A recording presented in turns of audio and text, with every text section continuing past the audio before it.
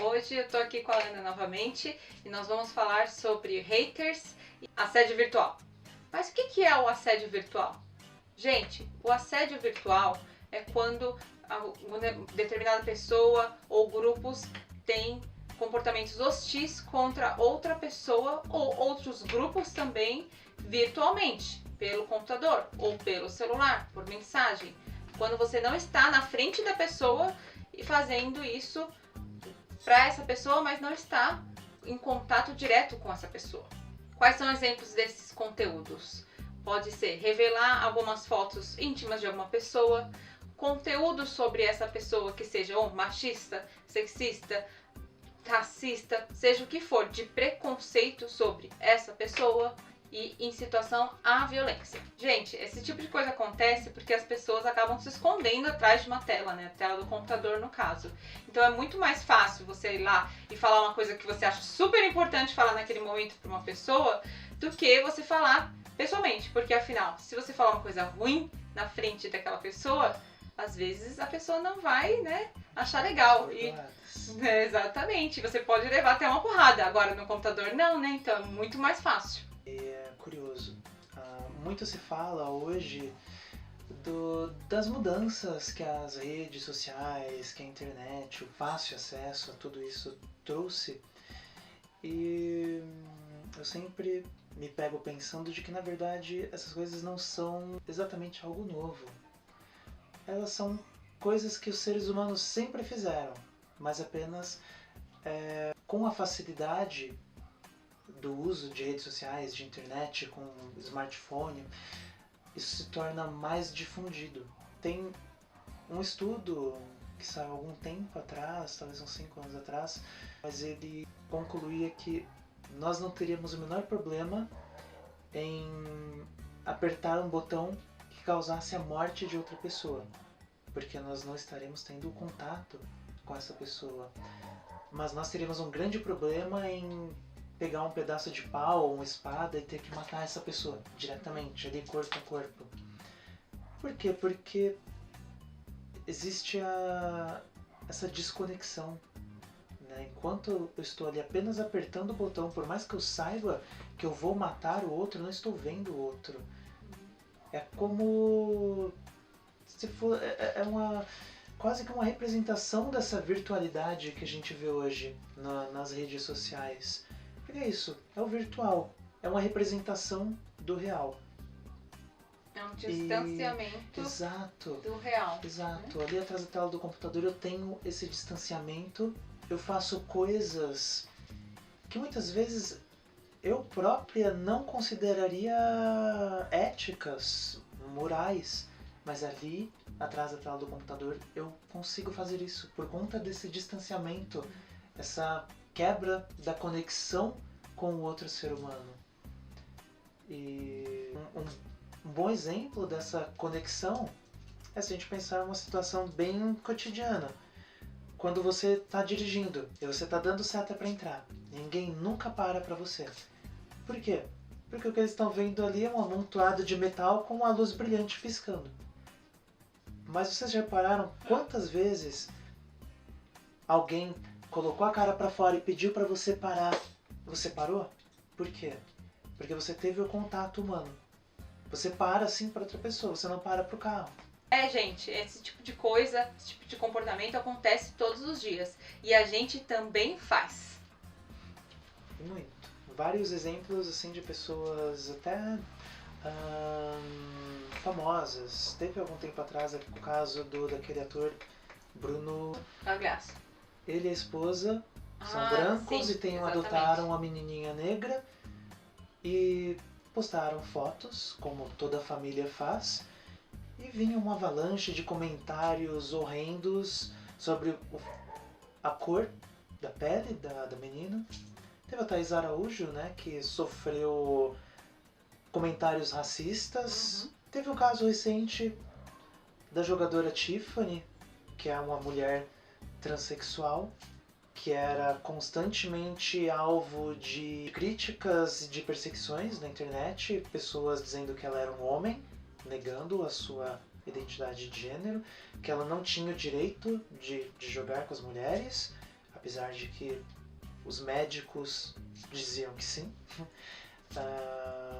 Então são vários casos, né, contra, e sempre, claro, contra as minorias, né, a população negra, contra mulheres, população LGBT.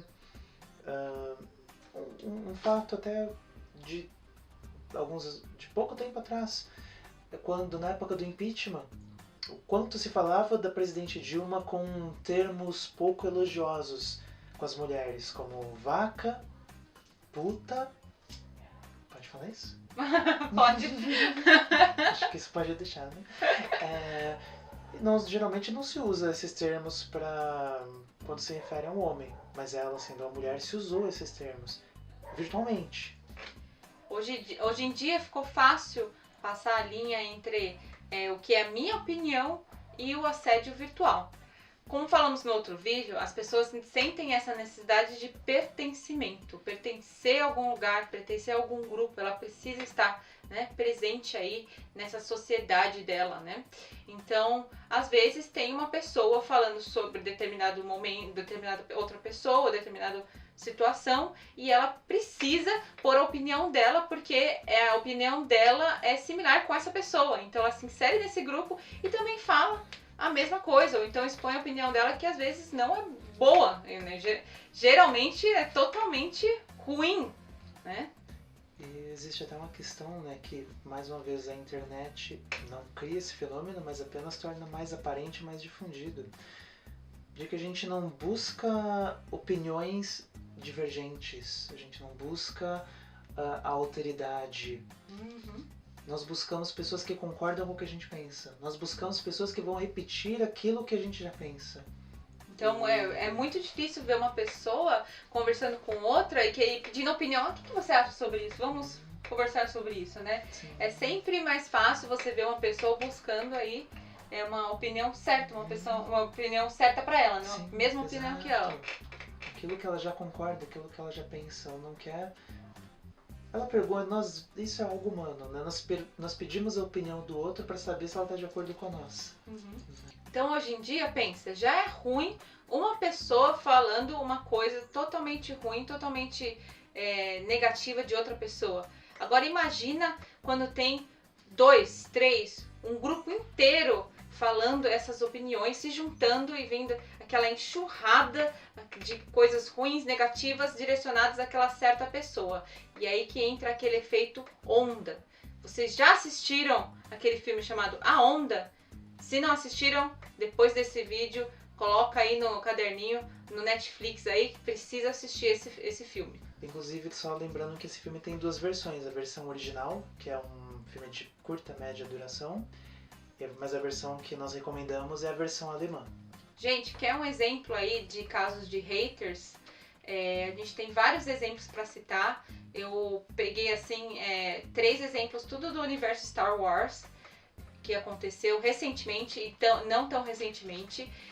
O ator do Jar Jar Binks, quando lançou o episódio 1, que ele aparece, ele foi tão nocauteado na internet, ele foi tão criticado e ameaçado pela internet, só por causa que ele deu uma voz ao personagem. O pessoal não gostou, muita gente não gostou. Aconteceu tanto isso com ele que ele pensou até cometer suicídio. Olha que grave que chegou a situação, simplesmente porque ele dublou aquele personagem. Então as pessoas usavam o nome dele diretamente, né, direcionando a ele. Outra questão do Star Wars recente, do episódio 8, é a atriz Kelly Marie, que é aquela asiática que aparece junto com o Boyega no episódio 8. O pessoal também não gostou da personagem dela, falou um monte, ela teve que sair de todas as redes sociais, teve que não ouvir mais a opinião de ninguém, porque o povo falou, assim, coisas horríveis sobre ela, dizendo que ela era uma péssima atriz, que ela tava lá pra nada, que ela não tinha nada que fazer ali, não tinha nada a ver com a história. Gente, que horrível é você simplesmente fazer o seu trabalho achando que tá ótimo, que você tá fazendo um trabalho bom, e a pessoa vir lá escorrachar você na frente aí de mais de milhões de pessoas, que é o grupo, né, que é o público do Star Wars, né? E uma coisa, né, como você mencionou, escorraçar o trabalho de alguém. Uma coisa é você fazer uma crítica, você apontar que, olha, eu não gostei disso, isso aqui foi ruim, eu acho que dá pra melhorar. E a outra é você simplesmente escorraçar. É você simplesmente destruir o trabalho da pessoa. Mas Apontar pra ela aquilo, e falar, né? exato, mas Horrível. aquilo não vai trazer nada de construtivo. É só dizer, olha, você é inútil. É muito diferente, porque aí isso é ódio gratuito. Ponto. As palavras têm força. Mas outros dois casos, me veio aqui na minha mente aqui. Outros dois casos foi o do Boyega também do Star Wars, que ele foi criticado, né?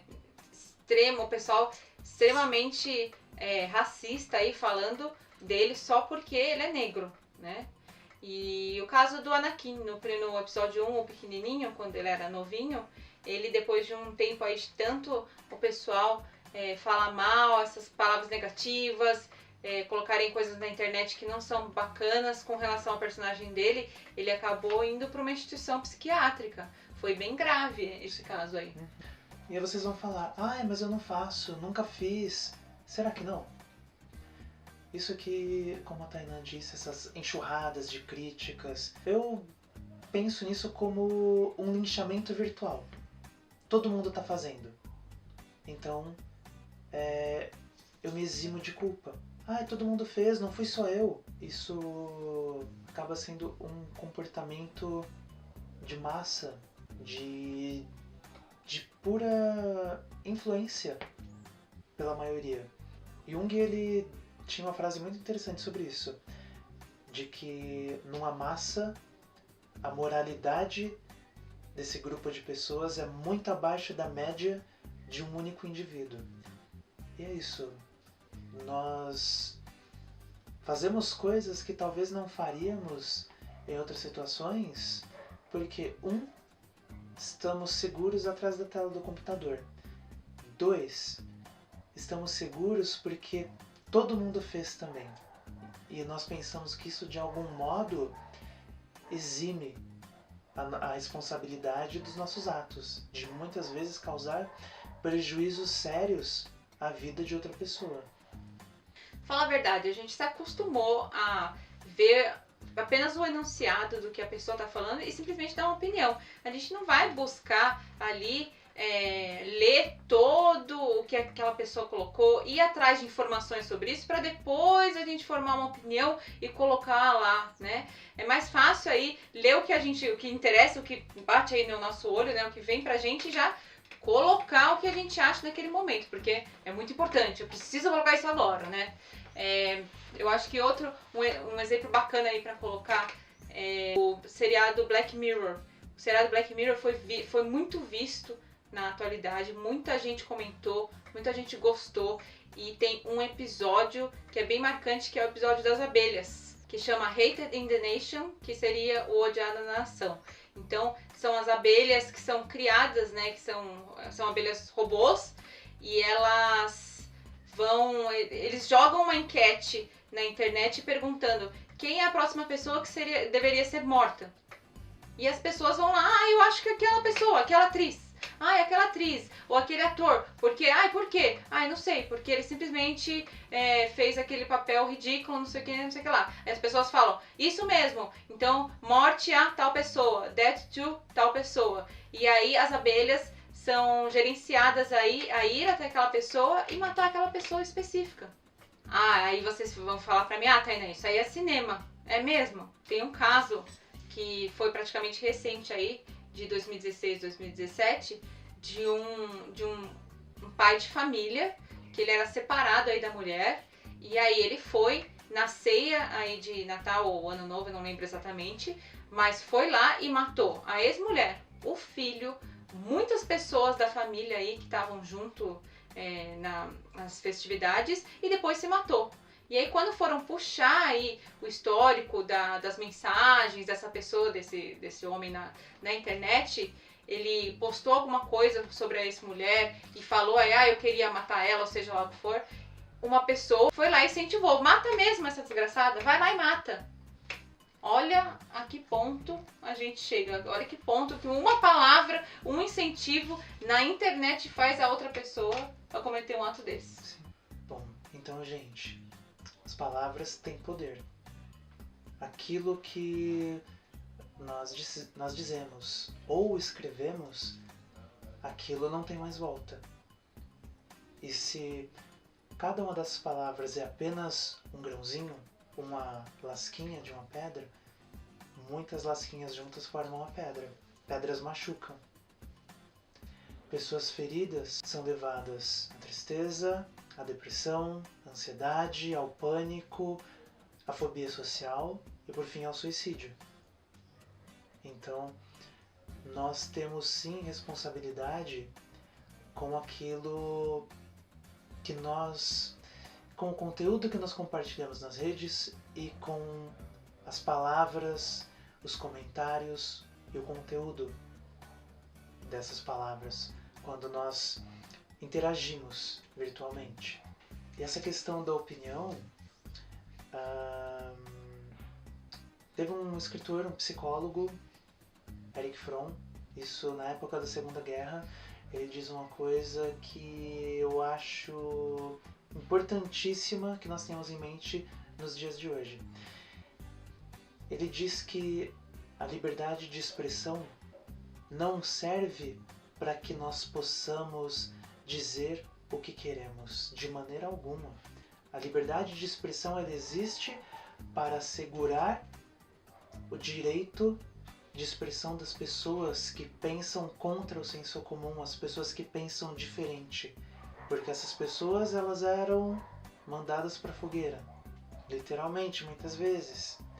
A liberdade de expressão serve para garantir a segurança dessas pessoas em expressar as ideias diferentes do senso comum. E não para que a gente possa repetir aquilo que está todo mundo falando, os absurdos que todo mundo está falando, propagar desinformação, ignorância, preconceitos. E a questão da opinião, ele diz que a opinião, ela, na nossa cultura, nós somos meio que incitados a ter sempre uma opinião sobre tudo. Mas o que é uma opinião? Nós só temos uma opinião quando nós chegamos a determinada conclusão com o nosso próprio raciocínio. Quando eu repito o que eu ouvi, isso não é minha opinião, isso é a opinião do outro. Mas eu repito porque eu acho que eu tenho que ter uma opinião sobre tudo. Eu não tenho.